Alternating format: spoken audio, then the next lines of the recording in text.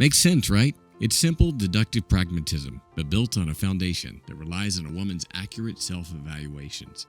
The genuine desire they used to experience at the outset of their relationship was predicated upon a completely unknown set of variables. Overtly communicating a desire for a reciprocal desire creates obligation, and sometimes even ultimatums. Genuine desire is something a person must come to or be led to of their own volition. You can force a woman by threat to comply with behaving in a desired manner, but you cannot make her want to behave that way. A prostitute will fuck you for an exchange. It doesn't mean she wants to. Whether in a monogamous marriage, LTR, or one-night stand, ONS, strive for genuine desire in your relationships. Half of the battle is knowing you want to be with a woman who wants to please you, not one who feels obligated to. You will never draw this genuine desire from her by overt means, but you can covertly lead her to this genuine desire. The trick in provoking real desire is in keeping her ignorant of your intent to provoke it. Real desire is created by her thinking it's something she wants, not something she has to do. The desire dynamic. A woman's imagination is the single most useful tool in your game arsenal. Every technique, every casual response, every gesture, intimation, subcommunication hinges on stimulating a woman's imagination. Competition anxiety relies on it. Demonstrating higher value, DHV, relies on it. Prompting sexual tension relies on it.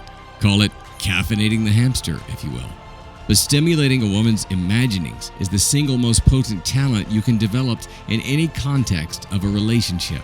Divulging the full truth of themselves to women in the mistaken belief that women desire that truth as a basis for qualifying for their intimacy. Learn this now. Women never want full disclosure. Nothing is more self-satisfying for a woman than to think she's figured a man out based solely on her mythical feminine intuition, i.e., imagination. When a man overtly confirms his character, his story, his value, etc. for a woman, the mystery is dispelled, and the biochemical rush she enjoyed from her imaginings, her suspicions, her self-confirmations about you are gone.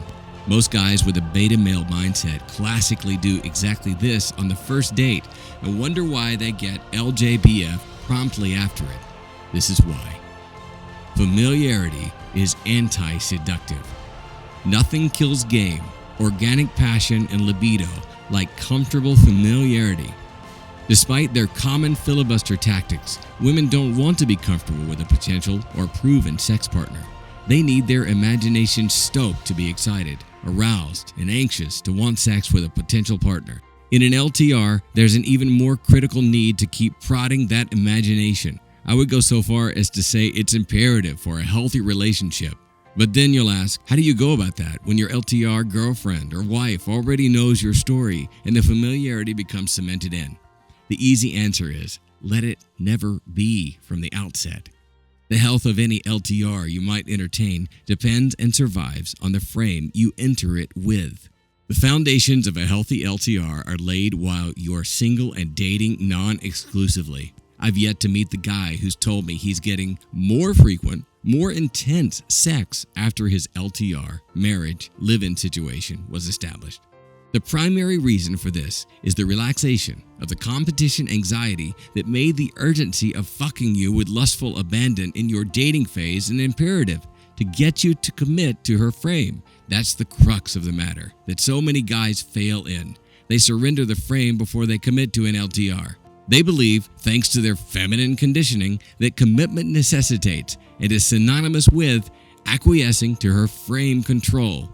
Combine this with anti-seductive familiarity and the growing commonness of your own value because of it, and you can see exactly why her sexual interest wanes. So what do you do to prevent that? First and foremost, understand that whose frame you enter into an LTR with sets the foundation of that LTR. If you find yourself buying into the "it's women's world and we just live in it" mentality, where your default presumption is that commitment means she wins by default, you lose, and that's just how it is. don't even consider an LTR. She enters your world, not the other way around. Secondly, you need to cultivate an element of unpredictability about yourself prior to and into an LTR. Always remember, perfect is boring. Women will cry a river about wanting Mr. Dependable and then go off and fuck Mr. Exciting. In an LTR, it's necessary to be both, but not one at the expense of the other.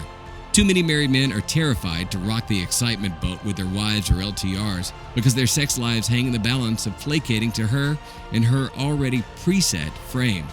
She must be reminded daily why you are fun, unpredictable, and exciting, not only to her, but other women as well. This requires covertly, tactfully, demonstrably implying that other women find you desirable. Women crave the chemical rush that comes from suspicion and indignation. If you don't provide it, they'll happily get it from tabloids, romance novels, The View, Tyra Banks, or otherwise living vicariously through their single girlfriends. By playfully staying her source of that rush, you maintain the position of stimulating her imagination.